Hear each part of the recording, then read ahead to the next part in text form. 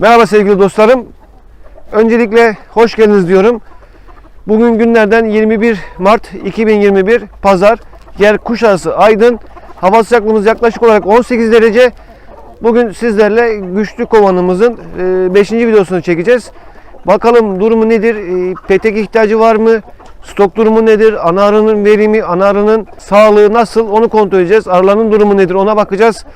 Ve yapmamız gereken işlemleri sizlerle beraber yorumlayacağız. Hep beraber buyurun kovanımızı vakit kaybetmeden açalım. Bismillahirrahmanirrahim diyerek kovanımızı açıyoruz arkadaşlar. Bakalım durumu nedir? Ben de bir haftadır bakamadım. Sizlerle beraber nasip olursa bakacağız. Hafiften duman vererek bakalım nedir durumu. Tam açmamaya gayret edelim. Çünkü havalar serin. Bugün güneşli bir hava var bir hafta yağmurdan sonra. Yavrumun durumunu, stok durumunu, ana arının varlığını kontrol etmemiz gerekiyor arkadaşlar. Öncelikle son çıtadan başlayalım. Stok çıtamız. Bakalım durumu nedir, ne değildir. Hep beraber yorumlayalım. Yukarılarda bal var, aşağılarda polen var. Ana arımız buraya yumurta atmış mı? Görünürde yumurtamız yok. Sondan bir önceki çıtamız kuluçka çıtamız. Bunda yavrular vardı hatırladığım kadarıyla geçen hafta. Evet. Gördüğünüz gibi komple kapalı yavruya dönmüş. Kenarlarda şuralarda larvalar var. En kenarlarda da günlük yumurta var. Kademe kademe. Şimdi arkadaşlar ana arımızın sağlıklı olduğu, iyi çiftleşmiş olduğu ve genç olduğu bu şekilde anlaşılıyor arkadaşlar. Ortadan kenarlara doğru yayılma söz konusu. Bu da ana arımızın verimli olduğu anlamına geliyor. Buna dikkat etmemiz gerekiyor. Yani böyle parçalı parçalı olsaydı o zaman diyecektik ki ana arımız yaşlanmış artık ya da iyi çiftleşmemiş, verimi düşük. Buradan ana arının verimli olup olmadığını anlayabiliyoruz arkadaşlar. Arkası da aynı şekilde. Artık sondan bir önceki çıtamız komple dolmuş. Yavrulama alanı kalmamış. Artık buna çıta vermemiz gerekiyor. Kabartılmış geçen seneden kalma çıtalarımızı verebiliriz. Temel petek işletmiyoruz arkadaşlar. Elimizde kabartılmış petek varsa kabartılmış petek veriyoruz. 10 çıtaya kadar temel petek işletilmesi sakıncalı ama elimizde yoksa mecburen vermek zorundayız. Çünkü arımız yer istiyor. Yani buna dikkat etmemiz gerekiyor. Kabartılmış verirsek daha faydalı olacaktır. Ana arımız burada. Kendini gösteriyor. Direkt açar açmaz gösterdi. Şurada. Görüldüğü gibi gayet güzel. Maşallah. Ana arımız yavrulama alanı yer arıyor. Çünkü artık kalmamış. Yavrulacak alan kalmamış. Buna nasip olursa havalar gerçi önümüzdeki hafta çok soğuyor. Durum biraz kritik. Kata çıkarmayı düşünebiliriz bu kovanımızı. Evet. Burası da aynı şekilde komple kapalı yavru. Artık ana arımız ben sıkıştım diyor. Benim yavrulama alanım kalmaz diyor. Beni genişletin diyor. Eğer geç kalırsak oğula da meyledebilir. O zaman daha problemli zamanlar olur. Son çıtada yavruyu gördüğümüz zaman havalarda müsaitse, uygunsa petek girmemiz faydalı olacaktır arkadaşlar.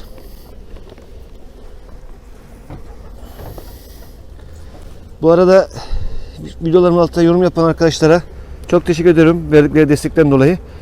Yorumlar bizim için önemli. Evet, bu da güzel. Ortada kapalılar var. Aynı dediğimiz gibi kenarlarda larva, günlük yumurtalar.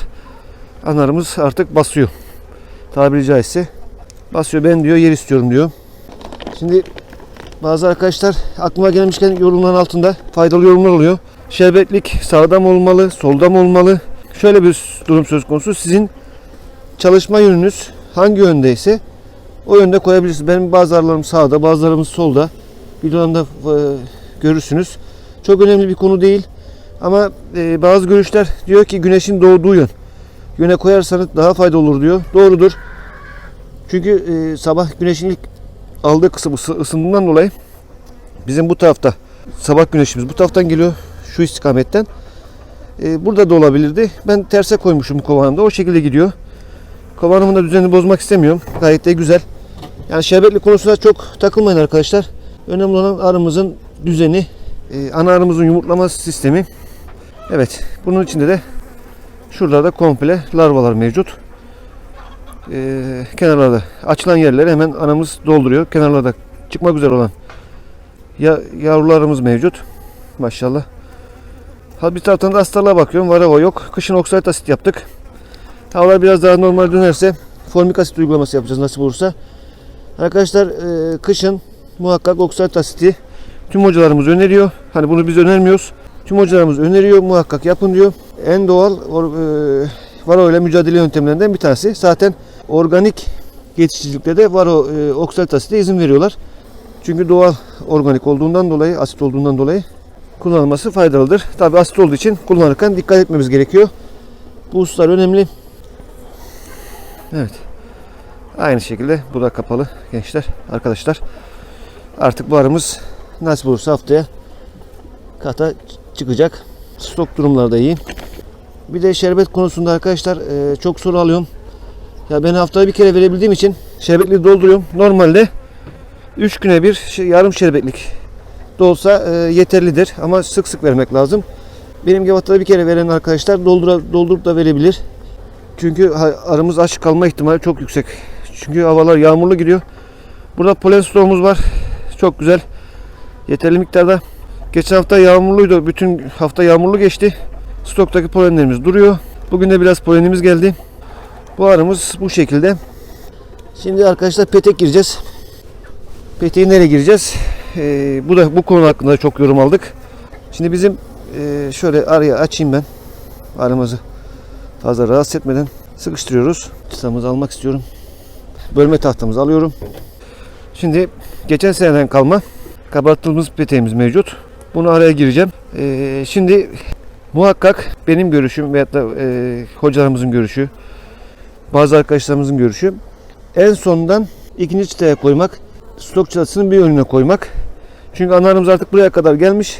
Buradan sonra bu çıtaya geçecek. O yüzden buna koyalım. Buna en sona korsak burası stoklu petek çıta olduğundan dolayı ana arımız burayı bölme tahtası gibi düşünüp bu tarafa geçme ihtimali zorlaşacak. O yüzden bir önceye koyuyoruz.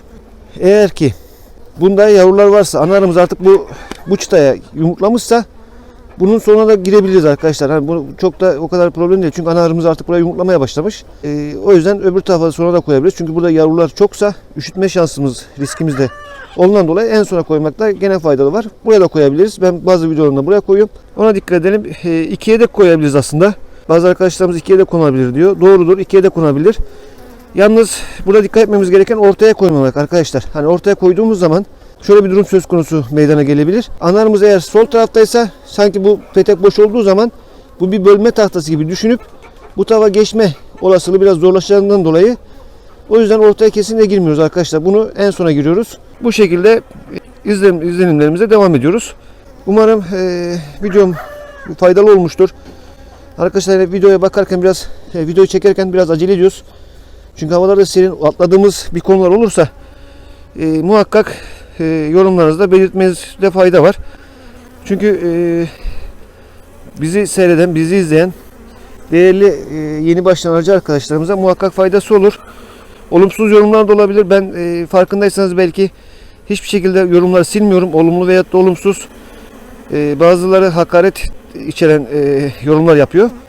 Onları da bırakıyoruz. Onların görüşüdür. Saygı duyuyoruz. Tüm görüşleri biz açığız. Sonuçta yorumdur. Belki bizim de hatamız olabilir. O yüzden yorumlara dikkat ediyoruz arkadaşlar. Muhakkak yorumlarımızı yapalım. Çünkü bizi izleyen arkadaşlara faydası olduğuna inanıyorum. Muhakkak da vardır. Bizi telefonumuzdan arayıp da soru soran arkadaşlar da dilimiz döndüğünce yardımcı olmaya çalışıyoruz. Bu şekilde arkadaşlar kovanımızın artık şerbetini verip kapatıyoruz. Atladığım bir konu varsa dediğim gibi affola. Yorumlar kısmında sorarsanız dilimizin döndüğünce cevaplayabiliriz. Veyahut da bizi takip eden, bizi izleyen değerli arıcı abilerimiz var. Güzel yorumlarda bulunuyor, açıklamalarda bulunuyor. Onlar da bize destek verebilir. Bir şeyler yapmaya çalışıyoruz ve bunları sizle paylaşmak istiyoruz. Yani hatasıyla, başarısıyla sizlerin beğenisine sunuyoruz. Bu şekilde kovanımızı kapatıyoruz arkadaşlar. Arkadaşlar bir videonun daha sonuna geldik. Güçlü kolonimizin durumuna baktık ve bunlar hakkında yorum yaptık. Sizlerin de bu kovan hakkında yorum yapmanızı rica ediyorum. Videolar konusunda açıklayıcı ve hani yorum yapan arkadaşlara, bilgilendiren arkadaşlara ayrıca buradan sizlerin huzurunda teşekkür ediyorum. İyi ki varlar çünkü bizim de atladığımız konular oluyor. Bizim de yanlış bildiğimiz konular olabilir ve bizi izleyen arkadaşlar için de önemlidir muhakkak. Evet arkadaşlar, ne diyoruz? Her zamanki gibi sağlıcakla kalın, dostça kalın, hoşça kalın.